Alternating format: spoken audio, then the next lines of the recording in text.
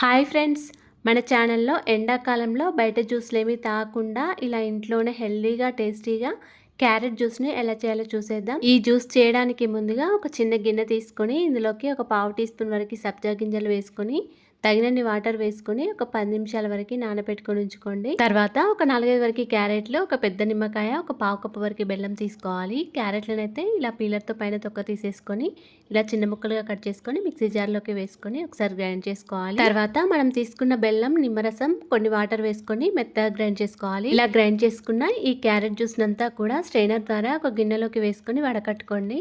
ఇలా గరిటెతో లోపలికి అనుకుంటూ జ్యూస్ నంతా కూడా గిన్నెలోకి తీసుకోండి. ఒకసారి ఈ క్యారెట్ పేస్ట్ నంతా కూడా మిక్సీ జార్లోకి వేసుకొని కొన్ని వాటర్ వేసుకొని మళ్ళీ ఒకసారి గ్రైండ్ చేసుకోండి. మళ్ళీ స్ట్రైనర్ ద్వారా జ్యూస్ నంతా కూడా వడకట్టుకోవాలి. ఇలా ఒక 2 టైమ్స్ వరకు చేసి సరిపోతుందండి. ఈ క్యారెట్ జ్యూస్ ని గ్లాస్ లోకి సర్వ్ చేసుకోవడానికి ముందుగా మనం నానబెట్టుకుని ఉంచుకున్న సబ్జా గింజలన్నిటిని కూడా ఒక 2 టీ స్పూన్ల వరకు గ్లాస్లోకి వేసుకోవాలి. తర్వాత దీనిలోకి కొన్ని తులసి ఆకులు లేదా పుదీనా ఆకులను ఇలా చుంచుకొని వేసుకోండి. ఇప్పుడు క్యారెట్ జ్యూస్ని గ్లాస్లోకి వేసుకోవాలండి. అంతేనండి, ఎంతో టేస్టీగా సింపుల్గా చేసుకునే క్యారెట్ జ్యూస్ రెడీ అయిపోయింది. ఈ సబ్జా గింజలు అయితే ఎండవేడికి బాడీ డిహైడ్రేట్ కాకుండా ఉంటుందండి. వీడియో నచ్చితే లైక్ అండ్ ఫాలో చేయడం మర్చిపోకండి. Thanks for watching.